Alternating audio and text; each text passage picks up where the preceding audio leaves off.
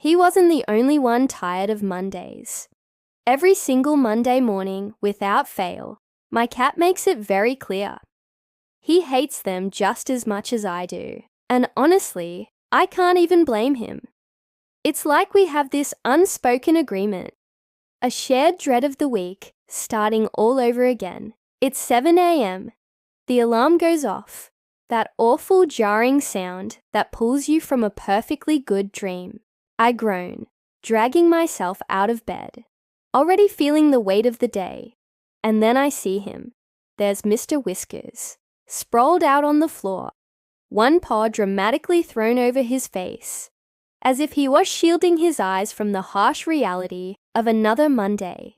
It's a pose that just screams, "Don't make me do this." He looks completely defeated before the day has even begun. I shuffle into the kitchen, my feet barely lifting off the floor, and he follows. But slowly, his tail is down. He lets out these deep, dramatic sighs. And he's just the absolute picture of Monday misery. It's almost like he's mocking my own reluctance, but in a much cuter, fluffier way. Every morning, we have our little ritual. I make my coffee, and he usually sits right beside the counter, purring softly. It feels like we're two coworkers, psyching ourselves up for another day at the office, sharing a quiet moment before the chaos begins. But on Mondays are different.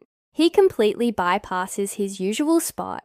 Instead, he just flops dramatically onto the cool kitchen tiles, his body going limp, as if all his bones have suddenly disappeared. His eyes are barely half open, and he lets out the world's longest, most theatrical yawn. He refuses to move a single muscle until he hears the final gurgle of the coffee machine finishing its brew.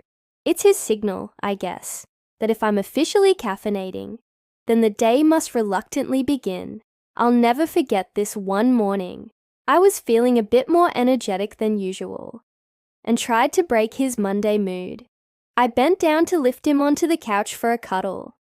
The moment my hands touched him, he let out this deep, guttural meow of protest. Then, he just rolled over and went completely limp. I mean, total dead weight. It was like trying to lift a sack of furry potatoes. "Whiskers, come on, buddy," I laughed. But he just looked at me with this deadpan expression, a look that said, "You go to work if you want, human. I'm staying right here.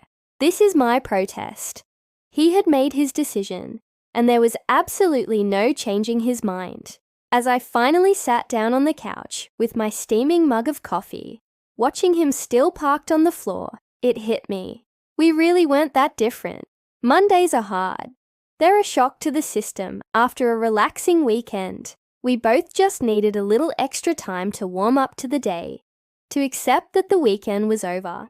And right then, as if he could read my mind, he finally got up, stretched languidly, and with a soft little hop, jumped onto my lap. He curled up into a ball and started purring, a deep rumbling sound that vibrated through my legs.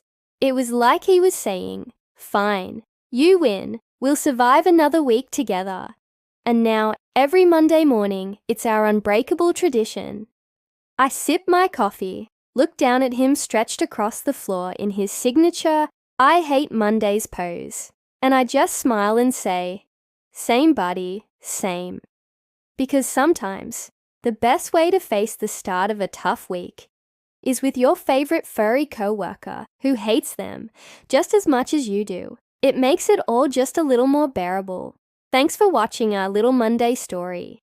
If you can relate, or if you have a furry coworker of your own, let us know in the comments. Don't forget to like this video and subscribe for more adventures with Mr. Whiskers. We'll see you next time.